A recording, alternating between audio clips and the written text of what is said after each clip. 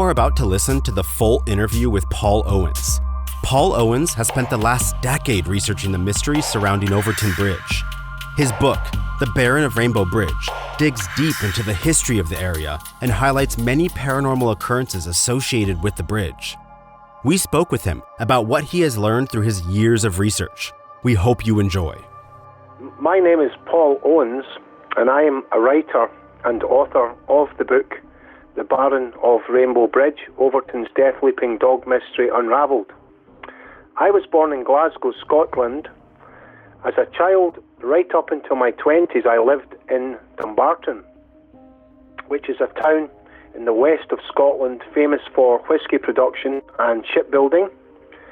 The town is also renowned as the home of the world's greatest dog-leaping mystery, occurring at Overtoun Bridge, where huge volumes of dogs have inexplicably thrown themselves from the parapets and walls of this ancient country bridge to their deaths and injury. And how did you first learn about the dog-leaping mystery surrounding Overtoun?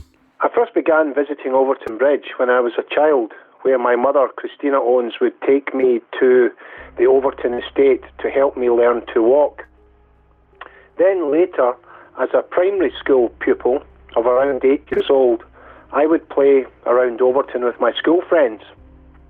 And then next in my teens, I would visit the bridge and Overtoun House with friends when it was used as a Christian missionary training school. So in a sense, the fabric of Overtoun's story has always been part of my life. And I know you've had a supernatural experience at the bridge. Can you describe what happened? Yes, my supernatural experience happened at Overtoun Bridge when I was researching for my book in 2007.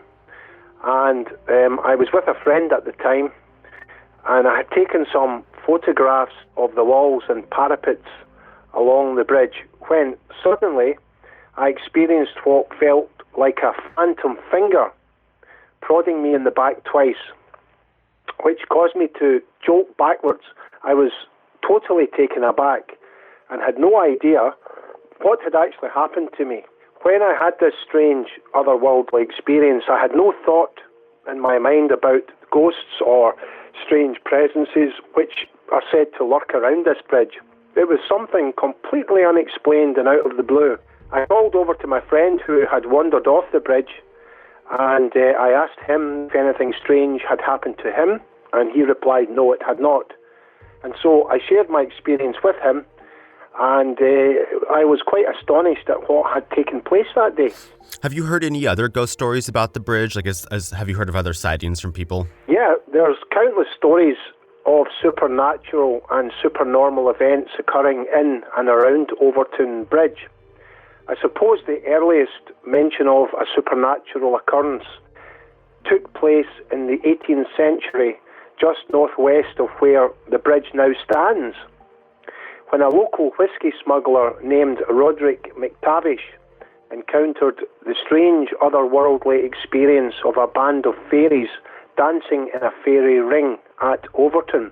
It was said that shepherds and travellers who passed through Overtoun often heard what could only be described as weird music being played by these fairies and a very unearthly strain, a strange tone.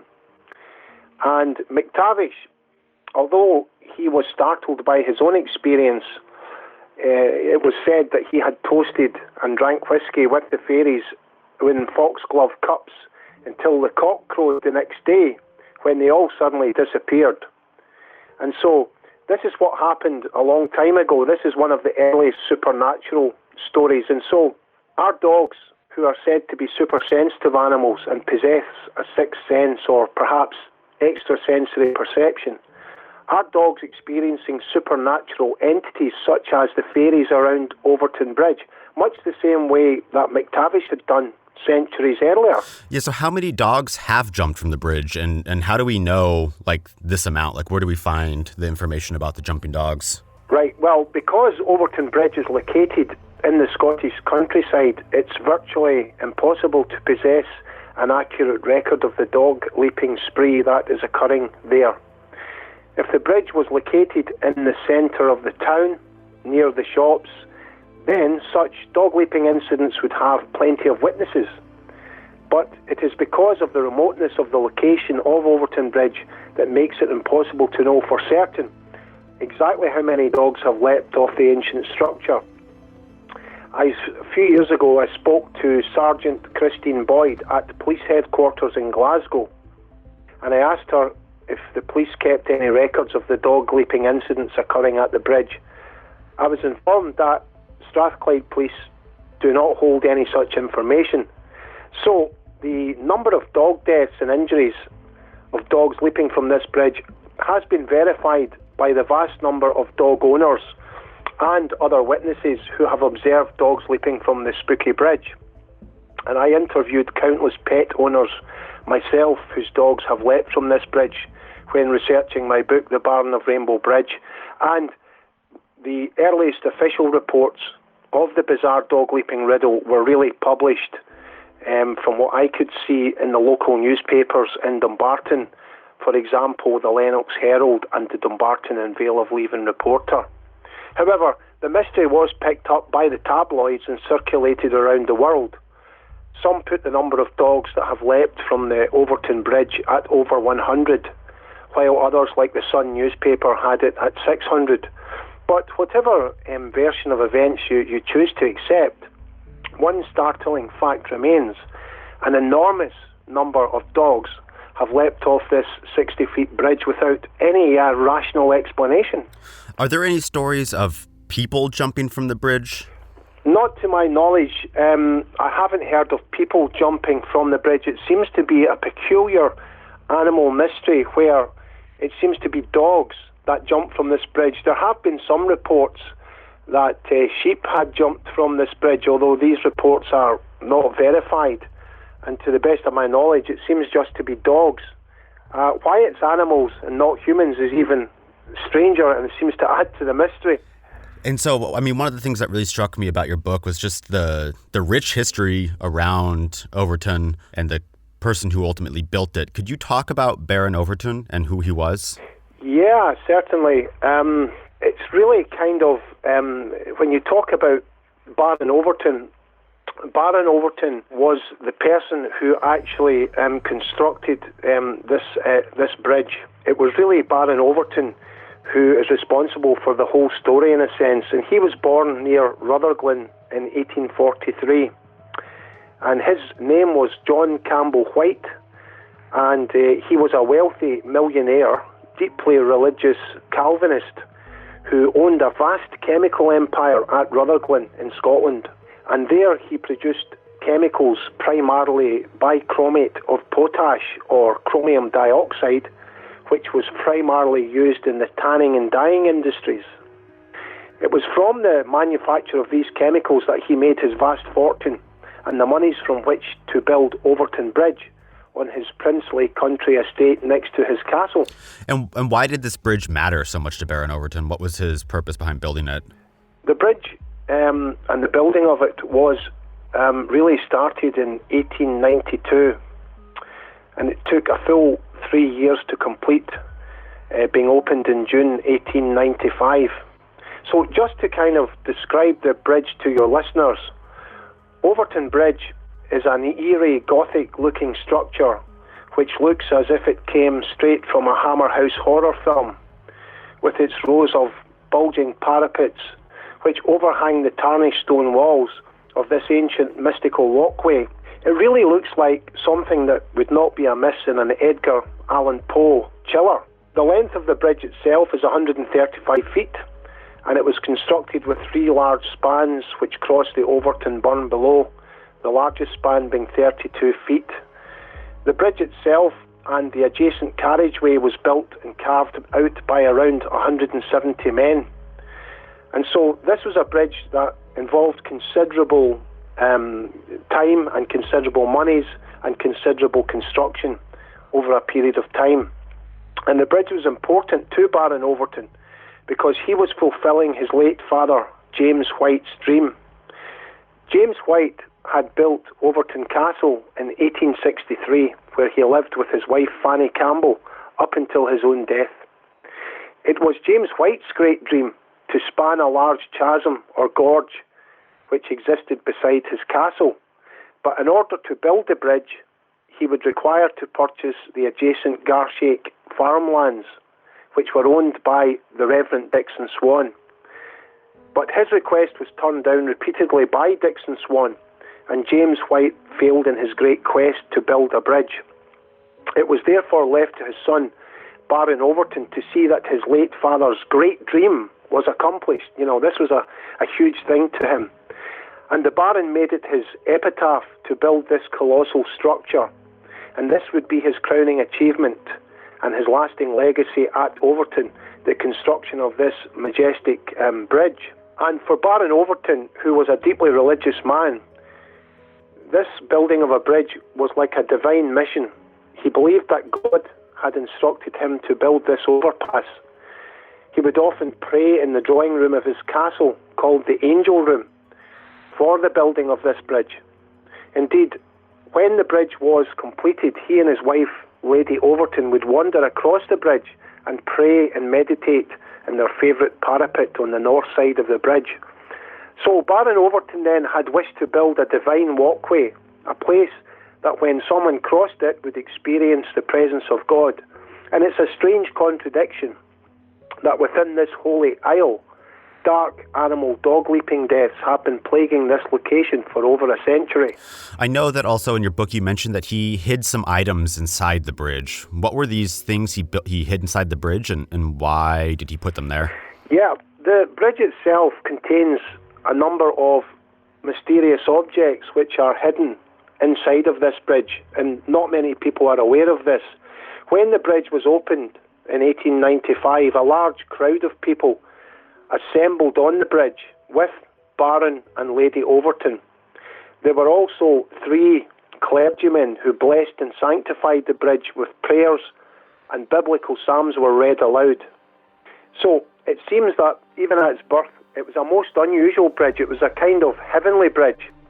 Now, after these rituals had taken place on the opening day, at the eastern end of this bridge, Baron Overtoun's wife, whose name is Grace Eliza McClure, otherwise known as Lady Overtoun, placed a large stone over a hollow in the bridge wall, which contained a hidden time capsule.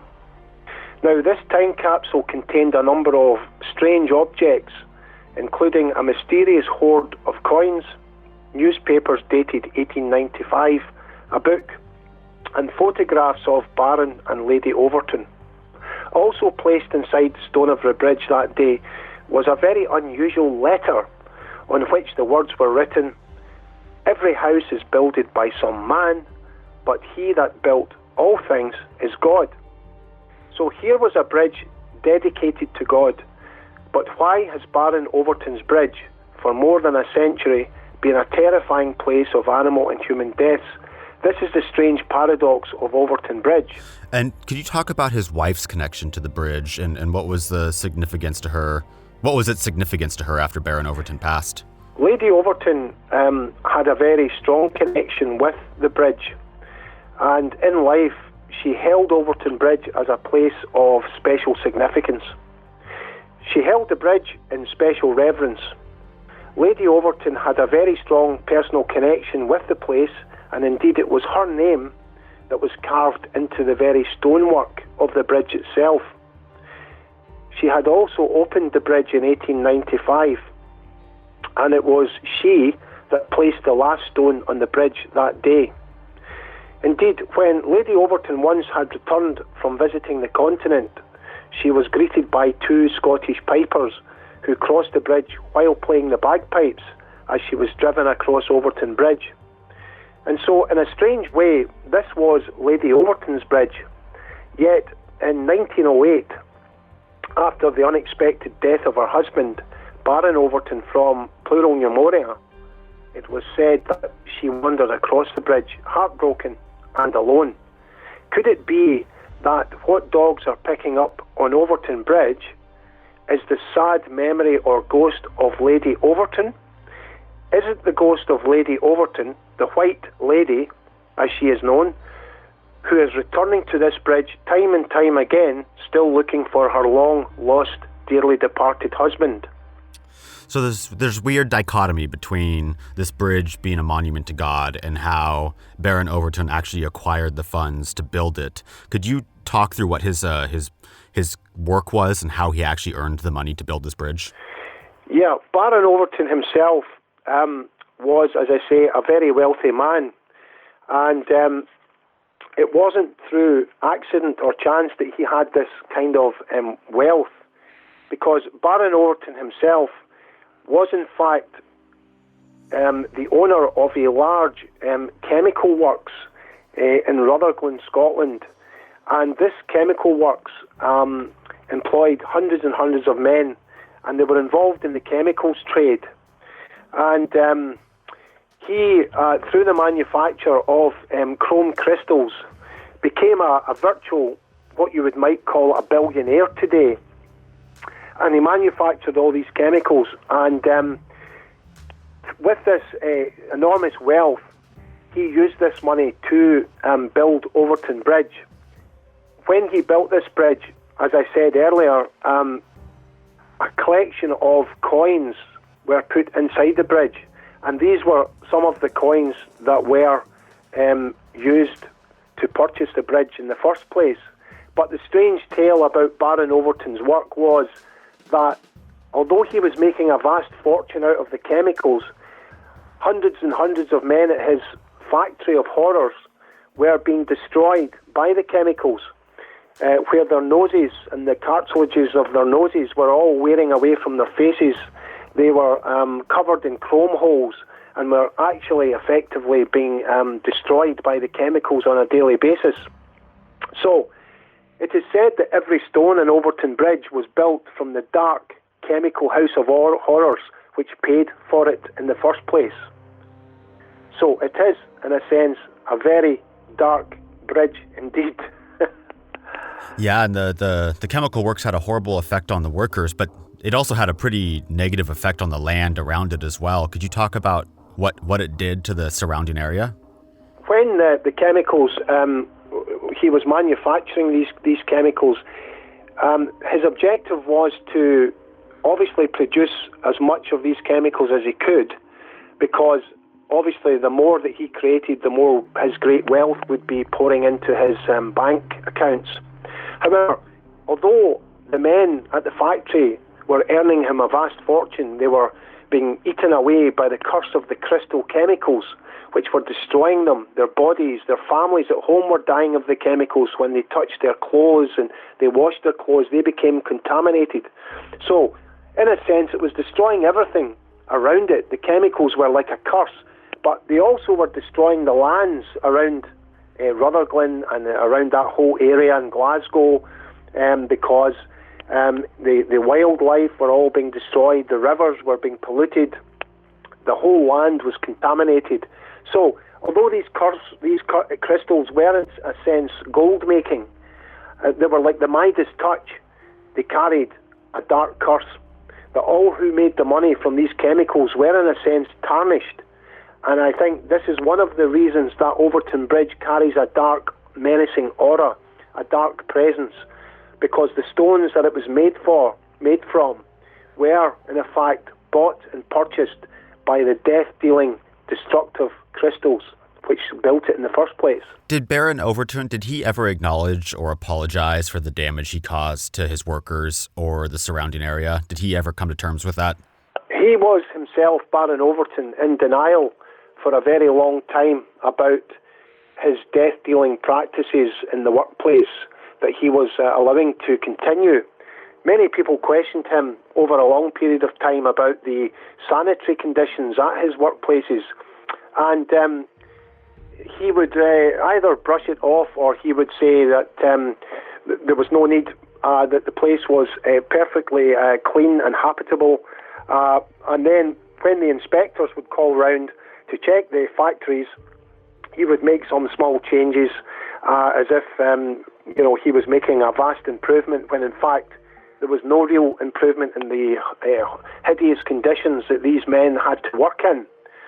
And so, as long as the money was being brought in by the chemicals, why change anything? Because in his life, he was living in an enormous castle.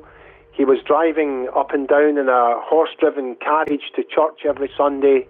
He was living a princely, lavish lifestyle.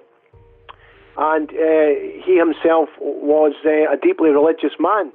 But the dark side of the coin was that the other side, the flip side of the coin, was that his entire saintly life, his pious life, and his princely life was really created by the damnable works that he was doing in his chemical plant with the destruction of thousands of working men.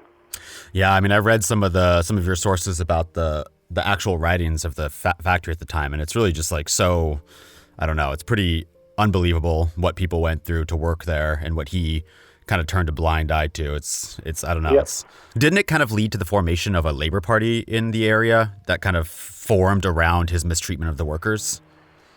Well, in many of the documents, in the White Slave series documents, which were published at the time when these foul practices were occurring, the person who wrote these leaflets was in fact the Labour leader, Keir Hardie.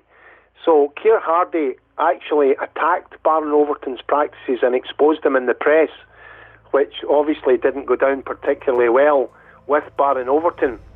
And Baron Overtoun, because his factory was in Rutherglen, the local newspaper there, the Rutherglen Reformer, was a staunch defender of Baron Overtoun. And so whenever the Labour leader would attack Baron Overtoun and his practices, you had the other side, the Rutherglen Reformer, trying to make it seem like this man was a saintly character. He was pious. He was a great fundraiser. He did all these great works. It sounds like modern American politics to me. Right. Okay. So there's this. He has a dream at some point, which I think is just like a perfect metaphor for his treatment of the land and people. He dreams that he's a caterpillar who turns into a moth and eats everything in its path. What is the significance of this dream? Maybe describe the dream and what its significance was, and how did you first learn about it? Well, yeah, he had this dream that he saw a sort of caterpillar and it turned into a moth, and as he looked at it, he began to see that he was that moth that was eating everything himself. I think the meaning of the dream really just is something to do with Baron Overtoun's self-conscience, that he realised deep down somewhere that he was in fact living what he would call a very sinful lifestyle as a Calvinist Christian. Although I think for much of his existence he tried to push this stuff to the back of his mind, that he wasn't the kind of guy who was eating everything in his path. And so he tried to and did a lot of charitable works where he was giving all sorts of money to people, Bible societies and you name it, to try and justify what he was doing.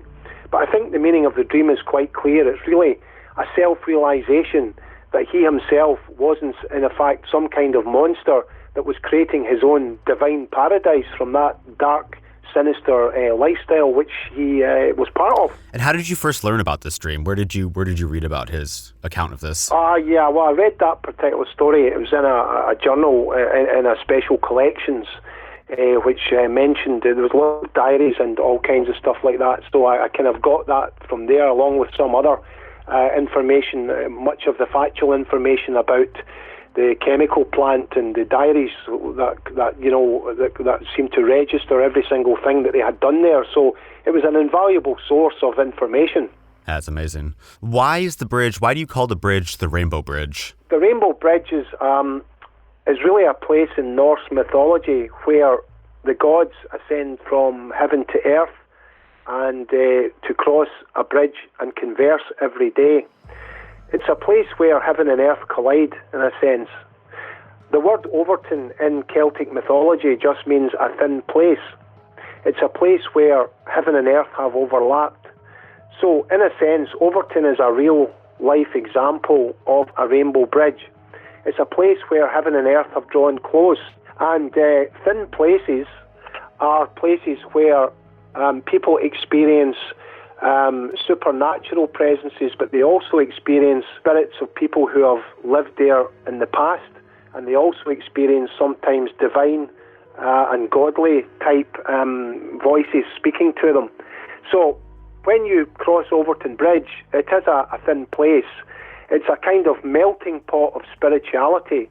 It's a kind of rainbow bridge where heaven and earth have drawn very close, and sometimes when one crosses this particular bridge, they are touched with all kinds of strange sensations or strange spiritual presences at times. So at some point in the story, Baron Overtoun, he invests in an alchemical venture, which just seems such a departure from his religious leanings. How did he get introduced to this, and what was it and what came of it? Baron Overtoun, as I say, he was a prominent Calvinist Christian, and he was a member of the High Free Church in Dumbarton. He would attend this church once a week. He would drive down in his horse-driven carriage. He was an elder latterly in this church. And in his own castle, Overtoun House, as it's now known, but its real name was Overtoun Castle when he lived there. It wasn't Overtoun House, but Overtoun Castle. And in that castle, there is a room called the Angel Room. And on the ceiling of this magnificent room, it's adorned with murals of angels and angels floating down through the skies, carrying baskets of roses and all this kind of stuff. He was a very deeply religious person, and in this room he would often pray with his followers and with people from the church. They would meet in this room to pray and read scriptures into the night. And so Baron Overtoun then was very involved in his religious beliefs.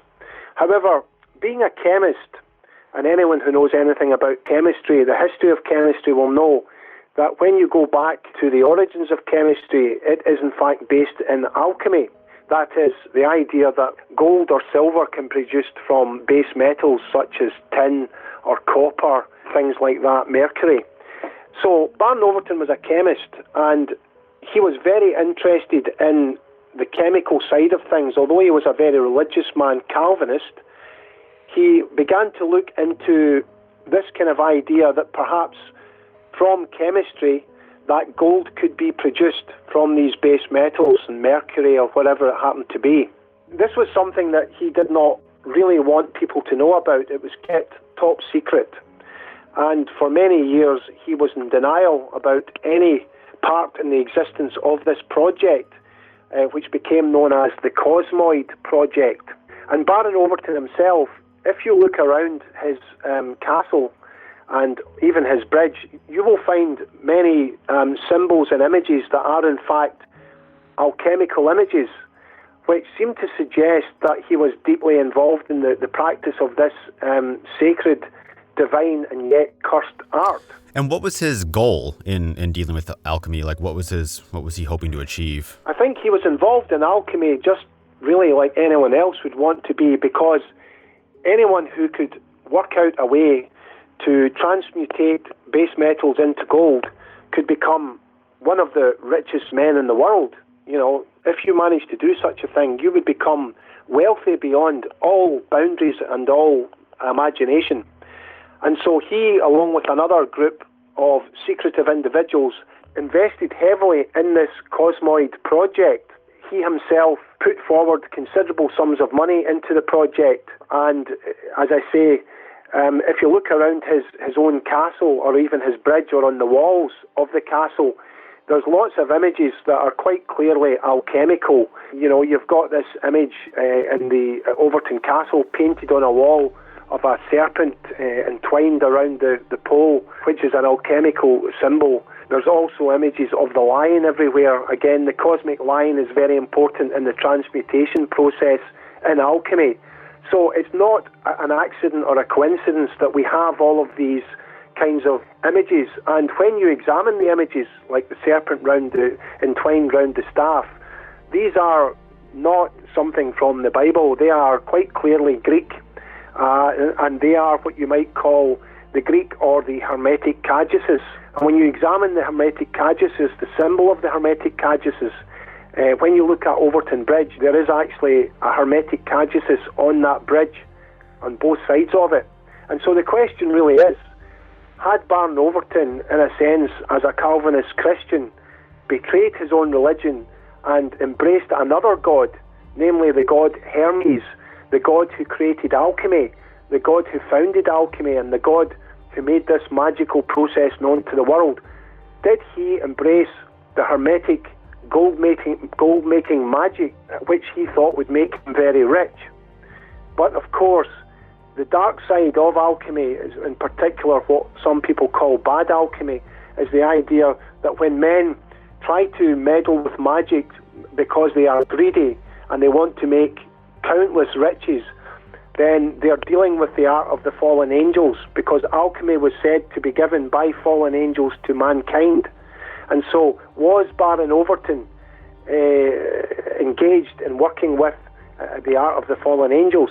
Yeah, and you mentioned that the image of Hermes can be found around at the house and the bridge, and in the book you draw a connection between Hermes and the dogs jumping from the bridge. Can you go into that a little bit and what that connection may be? Well, the idea, if you read some of the Greek literature where it talks about Hermes, that Hermes was said to be someone who was involved in a dog-killing curse, who killed dogs. There was also other stories about Hermes where he punished animals because he didn't like them, dogs and things like that. There may be a connection, if you believe the Hermetic theory, that in fact there is a Hermetic kind of curse hanging over this bridge. As I say, the Hermetic Cadutus symbol is found on the bridge itself, which gives us a clue as to what Baron Overtoun was involved in.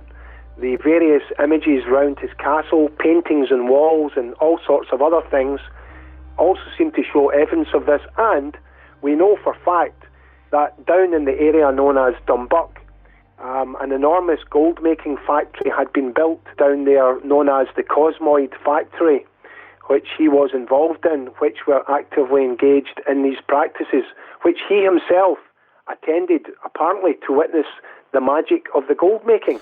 And did anything come out of the Cosmoid Factory? Did they ever actually produce anything of note? Well, it was said, according to the various records and literature, it is claimed that this gold-making magical production had actually been witnessed by Baron Overtoun and by Lord Kelvin and Dr. Alexander Shields and all those people, the investors who were involved in this project. And it was said that they had managed to do this, although there are many reports in particular newspapers away back in time that this was in fact a hoax, that Dr. Shields and Baron Overtoun and all these investors had never really done it. It was all one giant hoax, although it seems a rather strange hoax that people would invest probably what would be millions of pounds today of their money if it was in fact something that wasn't true. I was just really impressed when I was reading through the book about all the references to historical documents from so many different aspects of the story. How did you find all these documents, and what was your process like for researching?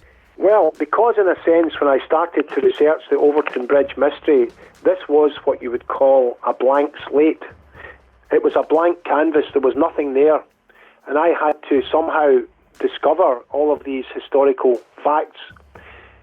When you read a book like, for example, The Bermuda Triangle by Charles Berlitz, or even a book on the Loch Ness Monster, there are literally hundreds of books, or a book on the Roswell UFO incident. You know, there's countless books you can get the information from. But when I started on this mystery, there was nothing there. I had to somehow dig very deep and work very hard and very long to uncover these materials. And this involved all kinds of crazy things, like going around housing estates, knocking on people's doors, speaking to people in pubs, taxi drivers, going around universities, special collections departments, phoning councils, obtaining copies of people's wills.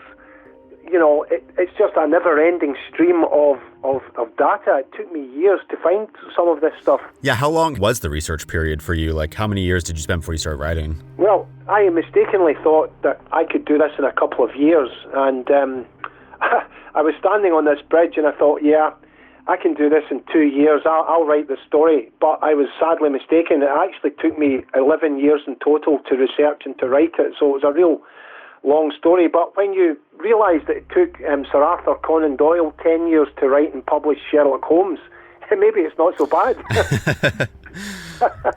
Yeah, I mean, it's just, the story is just so incredible. I'm really glad that you coalesced all the information into a single place to learn about it, because it's really amazing. Who currently owns the Overtoun house, and what is its use now? Well, Overtoun House actually is not owned by any one individual person. After the death of Baron Overtoun, the house was left to Douglas Campbell White, who was the nephew of Baron Overtoun. But with the advent of the Second World War, the costs spiralled out of all control, and he could not afford to keep the running of this enormous castle. So the house, Overtoun House, was gifted in perpetuity to the people of Dumbarton. There is a kind of common belief that the house is owned by one person, but it's really the people of Dumbarton in his will that he left this house to. The current occupiers of Overtoun House are Bob and Melissa Hill, who run, I think it's the Christian Centre for Hope and Healing, and they're doing a terrific job helping women in crisis who have been abused, and they've worked extremely hard as a charity and require considerable expenses to keep the whole thing going. Bob and Melissa are offering an extremely valuable service in Overtoun House to the community. And if any of your listeners feel like making a donation, just send it to Bob and Melissa Hill, Overtoun House, Dumbarton. Yeah, that's great. That's awesome. I know that there's actually other tragedies that have surrounded the area. It's not just the dogs jumping. Are you able to touch on maybe some of the different tragedies over the time that have happened at or around Overtoun Bridge? Yeah, over the years, there have been, and I say over the years, I mean over a long period of time, there have been various tragedies that have happened around the Overtoun estate, apart from just the dogs leaping. If you go back in time to around 1902, and Baron Overtoun himself, who was out with his friends on a day's shooting at nearby Dumbowie Hill, I think it was a November afternoon, and he was there with a line of sportsmen and gamekeepers on a hill, and he was there to do some shooting that day, when unexpectedly Baron Overtoun had a gun, and he somehow turned round, and as he bailed round, the gun went off and he shot a young man called David Porterfield, who had worked at the Overtoun estate. It wasn't something that he seemed to have wanted to happen. When he was asked what happened, he said he just kind of felt like, something had pulled the trigger. He didn't know why, because he would never have intentionally shot David Porterfield. But sadly, David Porterfield was taken to the local cottage hospital where he died of his injuries. This was a tragedy, and it left Baron Overtoun, stunned that he had killed this man. But as I say, it seemed to him that the gun had fired by itself. He could not understand what had made him pull the trigger. It was a very strange incident. There were other incidents of dark forces at work around the Overtoun estate. Around 1932, a man called Andrew Hutton, who was Overtoun's gamekeeper, he was also killed when he fell from the Long Crags, where the cliff face is around 60 feet deep. I think he had been standing on a grassy ledge, and he tried to shoot a hawk, and he lost his balance and fell over the ledge. Now, was this really just another accident like Baron Overtoun's gun shooting accident, or was there some other dark forces at work here? There have been lots of strange deaths. One happened to a man called Bill Swanson, who was a lance corporal in the army, and he was actually based down in a place called Tidworth in England, and he had come to Dumbarton back in 1962 to visit his father, and one day he decided to take a 16-bore double-barreled shotgun to do some rabbit shooting at the Long Crags at Overtoun. But it would be a trip from which Bill Swanson would never return. And he seemed to vanish without a trace. No one knew where he was.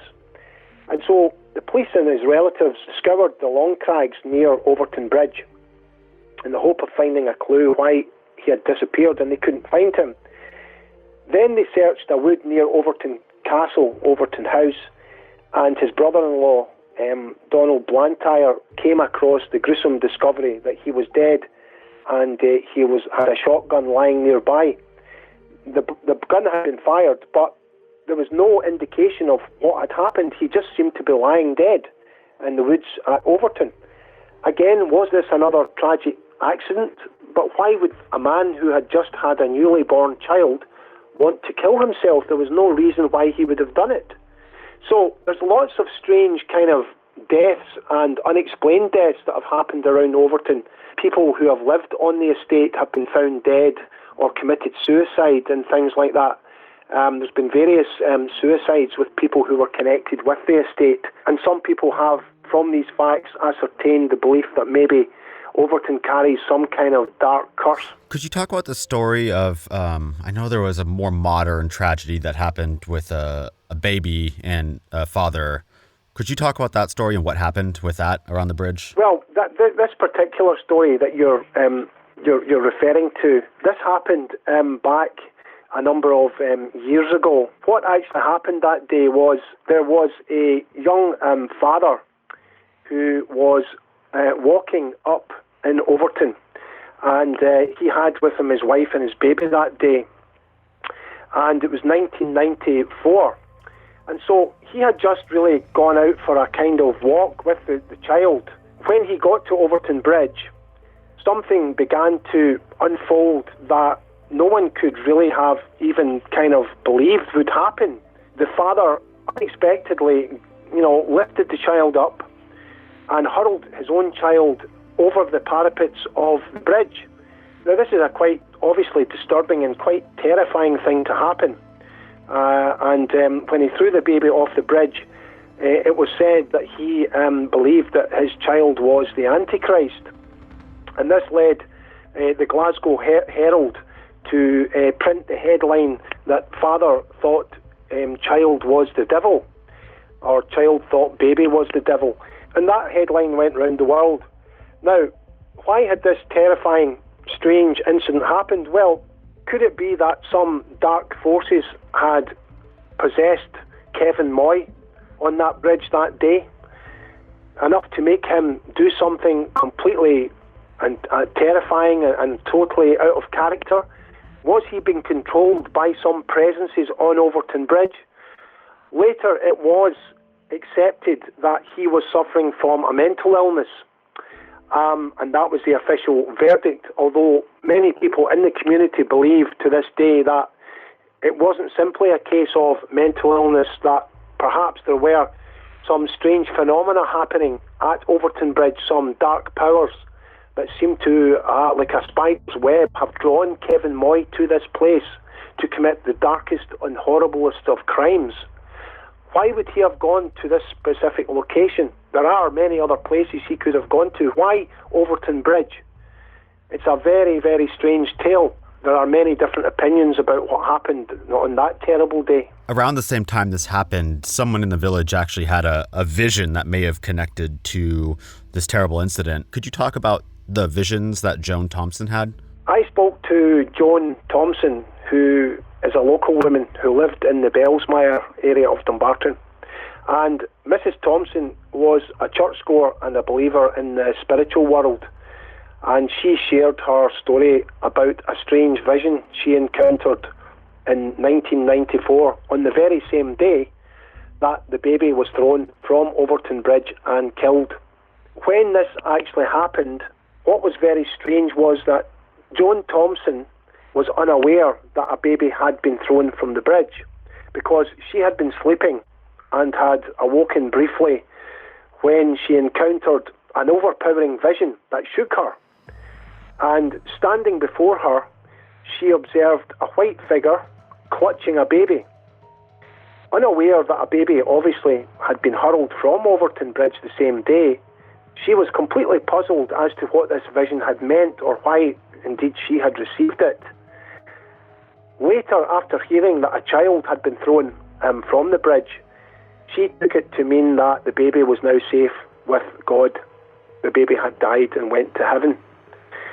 Now, you could really legitimately ask, was this another example of Overtoun, projecting supernatural dreams or visions into the minds of local people, because this has happened to other people in the community, including myself, who have had extremely strange dreams about Overtoun for no apparent reason, and then later it becomes very clear why you were given these dreams or visions. So there's so many different stories about dogs jumping from the bridge. Could you highlight like one or two of the more notable stories that you've heard? Because there are so many stories about this, dog leaping stories, there's an endless amount. In my book, The Baron of Rainbow Bridge, Overtoun's Death Leaping Dog Mystery Unravelled, I cover probably around 30 to 35 different stories of people who have leapt. But in a paperback book of that size, you really couldn't, have much more.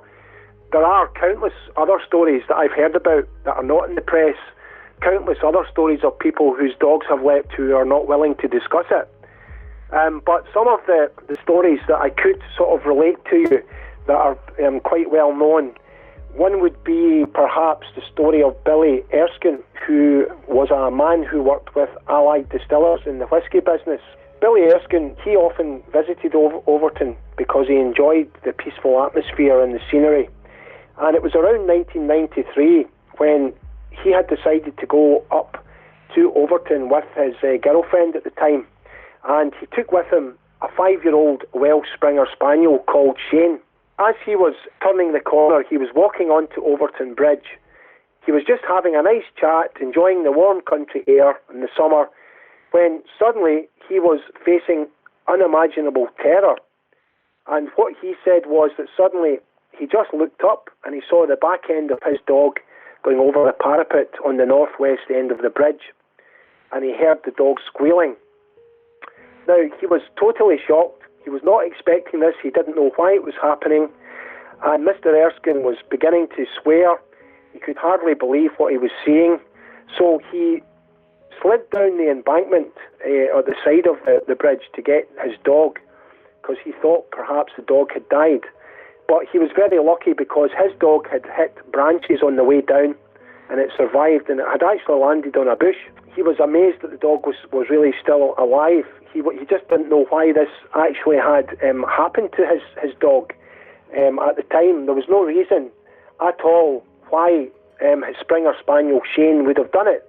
Now, what is strange about this particular story is that although this had happened to Billy Erskine, at a later date, he acquired another dog, and he took that dog up to Overtoun, and that dog's name was Cara. Although his other dog, as I say, had in fact jumped from the bridge and Shane had survived, when he got a new dog, he was wary of taking it up to Overtoun Bridge because he knew about the nightmare that had happened before. But when he took Cara up, his second dog, Cara put her paws on the bridge wall and the body tensed, drew back about to leap. The dog let out a chilling howl, and a woman shrieked that was walking her own dogs across the bridge. And because these women screamed, it somehow stopped his dog leaping off the bridge. So he had a second dog that was also trying to climb off the same bridge and jump the 60 feet, which is quite unusual. So that happened to him. And then, of course, there was also, there's so many dog leaping stories, but there was also another very strange story that happened to a woman called Alice Trevorrow. And Alice Trevorrow had in fact lived in Dumbarton, and she had decided to visit the bridge one day, and it was 2014. She set off with her son Thomas up to Overtoun and her 3-year-old tan and white Springer Spaniel called Cassie. It was just another day out. Cassie was enjoying her walk. As they approached the bridge, nothing seemed wrong at all. And they had come out of a car. They were walking across the bridge when suddenly Cassie seemed to be staring up at something, and there was nothing there. Then unexpectedly, Cassie leapt from the parapet of the bridge. It was let out a blood-curdling whine all the way down. Her paws and legs did not even touch the turrets. It was a spectacular jump, and she said to me that she had never experienced anything like it.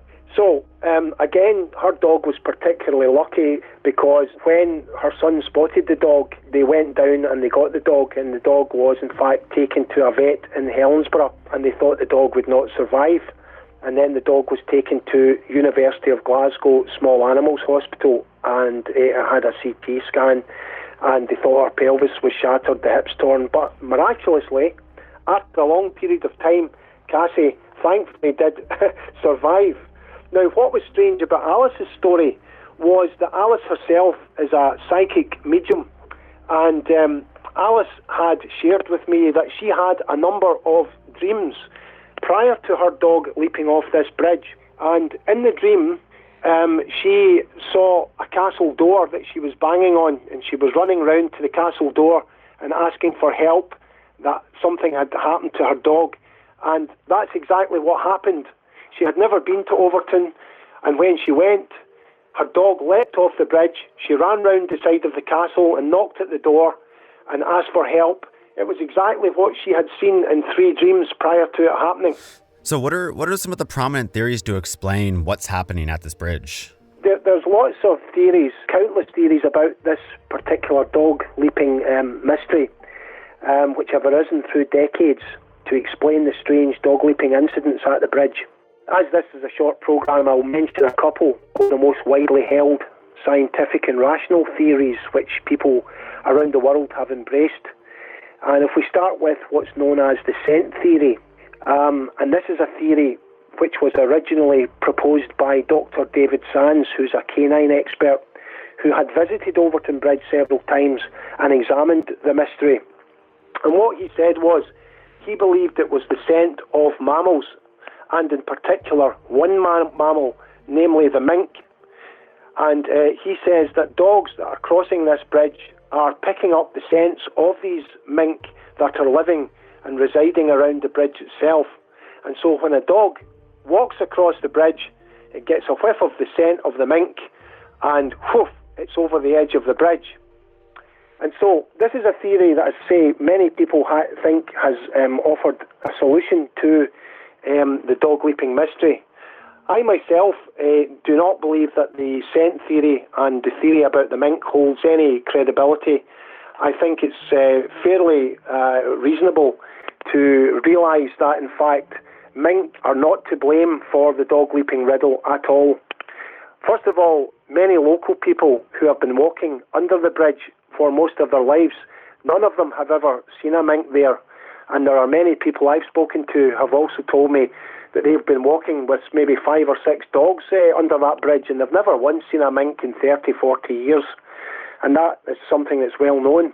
Furthermore, the mink themselves are mainly nocturnal animals, which means that they only come out at night. They do not come out during the hours of daylight on land or water. And so we know that, without exception, all of the dogs that leapt from Overtoun Bridge did so during the hours of daylight. And so this appears to rule out the mink as the culprit in this particular crime. You could also add to that as well that all of the dogs that leapt from Overtoun Bridge did so on calm and windless days. You know, there weren't any storms blowing.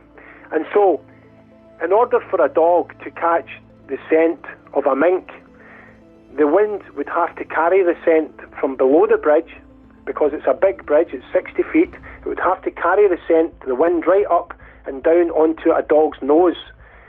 But if there is no wind and the scent cannot be carried up, then it seems that this again rules out the idea that mink are to blame. And so the moral of the tale really is, no wind, no scent, therefore no leaping dogs.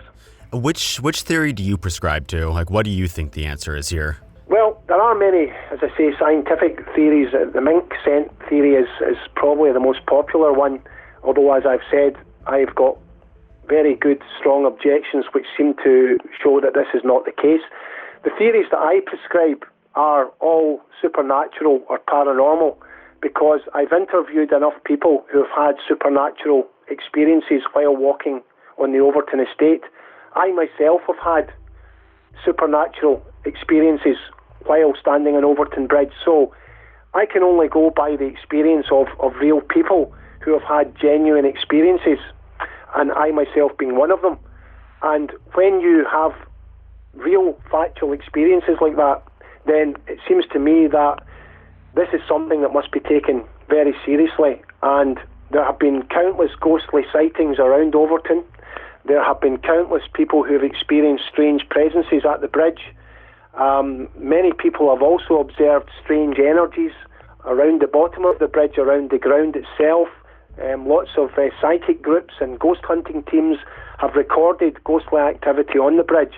So this seems to suggest that there is something going on there, and it's not something that can be explained entirely by rational explanation. So this will be my last question for you, but could you maybe paint a picture and just kind of describe the landscape around the bridge, the house, and what the bridge itself looks like? Well, the bridge itself, as I said, it's a kind of Gothic-looking structure, and this is a bridge that's 135 feet long. It was a baronial structure which was built in 1895, and it's made of large, tarnished, stained blocks of granite. It has on each side of it parapets which overhang the bridge walls, and these parapets were originally designed as passing places so that when Baron Overtoun's horse-driven carriage came across the bridge, you could walk into one of these little parapets and not be hit by the horse and carriage. And the bridge is, although when it was built was sparkling and radiant, it's now a bit dull and drab, and because it's been standing for well over a century. It sits in the bleak, windswept and rainy part of Scotland, which is the west of Scotland, at the very foot of the Long Crags, which is a huge craggy rock which runs right along in front of Overtoun Castle. And so the bridge is like something from a Hammer House of Horror film, as I said. It's like an Edgar Allan Poe chiller. It's like something you would see in a horror story. The house, the Overtoun Castle, as it was originally known, is equally as spooky. It's a large castle-type building. It's got towers and made of the same stonework that the bridge was made of. In fact, all of the stones that built the bridge and the castle, they all came from a nearby quarry. And when they were built, a specially constructed railway line had to be built right up through the country, right up to where the bridge was and where the castle was, in order for the workmen to construct these huge edifices. The house itself is one of these houses that probably would cost hundreds of millions of pounds to build. It's a spectacular, majestic Victorian castle. And when you go to Overtoun and you stand there and you look at the bridge and the castle, it's like being in a time warp. It's like going back in time to another world almost, It's like being somewhere else. It has this kind of atmosphere, this kind of ancient Gothic type of atmosphere. But the other thing to say about this place, and it is a very strange phenomenon, is that Overtoun is like a double-sided coin, because when you visit Overtoun, one day it can feel beautiful, you might feel happy and euphoric, and you might feel blissful, but just in the flick of a coin, like turning over a coin, on the flip side, it just changes the atmosphere, just like that, like the flick of a switch, and suddenly it's dark, it's one of terror, it's one of horror, and it seems to connect humans and animals. And I myself have witnessed people standing on that bridge who 1 minute they were fine, they were talking away, and then the next minute they were filled with terror and shouting, "I've got to get away from here," and they ran away, just couldn't bear to be there. So Overtoun is like a double-sided coin. It's a place where good and evil seem to exist in the same location in equal propensity, and that is a very, very unusual mystery as far as these sort of things go.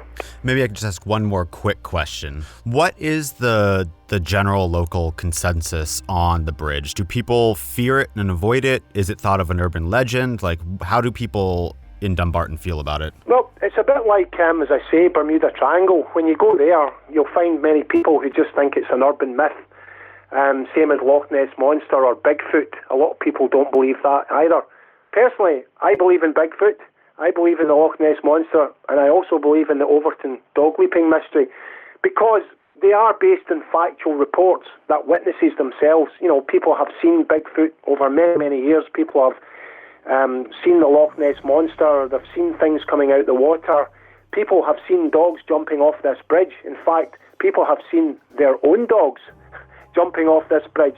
So quite often people say to me, oh, that's a myth or it's an urban legend, and I have to inform them, well, no, I've spoken to countless dog owners whose dogs have leapt from the bridge, and that is 100% fact.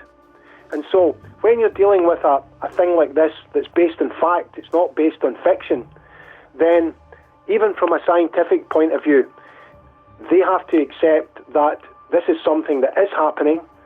But personally, I do not believe a scientific explanation can provide an answer to this mystery. We must look into the area of the supernormal and the supernatural, because there is something lurking around Overtoun Bridge that's been there a very long time and still exists there to this day, that is haunting animals and causing them to leap over these walls and parapets.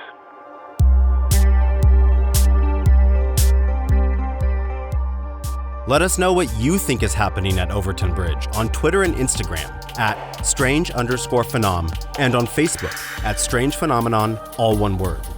Strange Phenomenon is hosted by Ray Tarara. It's written and produced by RJ Blake and Ray Tarara. Theme music by Tara Monk. Additional music provided by Sergei Cheremizanov.